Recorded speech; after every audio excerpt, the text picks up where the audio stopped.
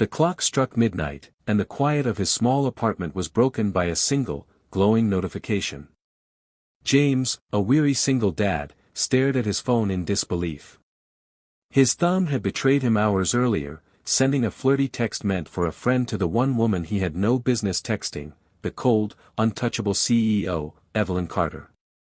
The message had been a joke, a slip born from exhaustion and loneliness, but now it hung in the digital void, threatening to unravel the fragile boundaries between their worlds. He sank onto the sofa, the soft hum of the refrigerator echoing in the silence, and cursed himself quietly. Outside, the city slept, indifferent to his panic. Inside, his heart raced, imagining the worst. If she responded at all, it would be with disdain. If she didn't, he would carry the shame of his mistake in the quiet corners of his life, alongside sleepless nights and a daughter's laughter that kept him going. Before we dive deeper into James's turmoil, take a moment to like, comment, share, and subscribe to Grandma Diary. If you believe in kindness and second chances, you never know when life will surprise you. He tried to rationalize it, scrolling through old messages to see if he could delete the offending text, but it was too late. And then, a soft knock echoed through the apartment. He froze, his pulse jumping, his eyes darting toward the door. It was impossible. Evelyn Carter didn't knock on anyone's door at midnight, especially not his. And yet, there she was, standing in the dimly lit hallway, her sharp business suit slightly rumpled as if she had rushed here straight from some late-night engagement. Her presence was commanding, almost otherworldly, yet there was a vulnerability in her eyes that James hadn't expected. James invited her in, fumbling with words he couldn't find. He noticed, for the first time, the softness in her usually icy gaze, the subtle way her shoulders sagged after a long day of corporate battles. She didn't scold him, didn't laugh at his mistake. Instead, she sat across from him, hands folded, studying him as though she were trying to understand the man behind the misstep. In that silent exchange, James realized how lonely she must be too, trapped in a world where everyone saw her as untouchable, never human. As the minutes stretched into an uneasy yet intimate silence, he caught sight of his daughter's toys scattered across the living room floor, the evidence of a life full of love, chaos, and the raw challenges of single parenthood. Evelyn's gaze softened further as she glanced around, absorbing the reality of his world, so different from her sterile office towers and polished boardrooms.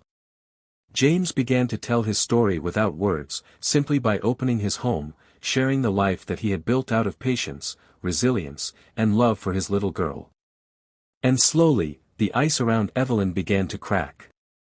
Their conversation started hesitantly, almost like two strangers circling a delicate subject. James shared snippets of his life, the sleepless nights, the fear of not being enough, the small victories that mattered only to him and his daughter. Evelyn listened, really listened, in a way few people ever did. Then, as the city outside blinked and hummed in the night, she shared her own vulnerabilities, the suffocating expectations, the relentless pressure, the loneliness hidden behind power and prestige. Neither of them had expected this raw honesty at midnight, yet it was a moment neither could deny. Time seemed to bend around them. Hours passed without notice, marked only by the soft sighs, nervous laughter, and occasional pauses that spoke louder than words. James felt something shifting, a connection, a fragile but undeniable bond that was born not from perfection, but from imperfection. And for Evelyn, the walls she had built around her heart began to crumble, replaced by something daring, terrifying, and exhilarating, trust. But the path wasn't smooth. James worried about judgment, about rumors in the corporate world, about the perception of being a single dad who had crossed a line. Evelyn feared her own heart, wary of letting anyone close, conditioned to solitude and the necessity of keeping life tightly controlled. Yet, every glance, every tentative smile, and every shared story chipped away at their fears, revealing the possibility of something genuine, something real. By dawn, the first rays of sunlight crept through the curtains, painting the room in golden light. They were no longer two strangers separated by status, mistakes, or expectations.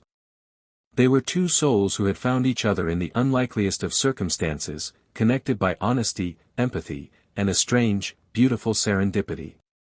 James looked at Evelyn and realized that sometimes, life's mistakes lead to the moments we are meant to remember forever. Evelyn, in turn, realized that even the most controlled, solitary life could hold room for warmth, laughter, and unexpected love.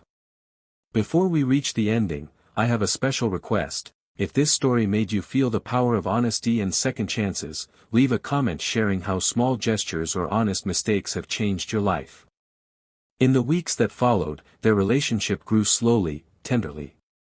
There were awkward moments, laughter born from missteps, and quiet evenings spent learning the rhythm of each other's hearts.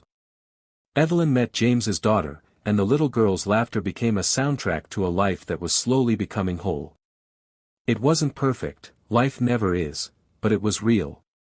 And in that reality, they discovered the kind of love that movies and novels often promise but rarely deliver, a love built on understanding, patience, and the courage to knock on someone's door at midnight, trusting that they might open it. If this story touched your heart, make sure to engage with the video, like, share, and subscribe to Grandma Diary to celebrate moments of kindness, unexpected love, and life's beautiful surprises. Sometimes, a single mistake can lead to the most extraordinary of beginnings, and a midnight knock can change everything.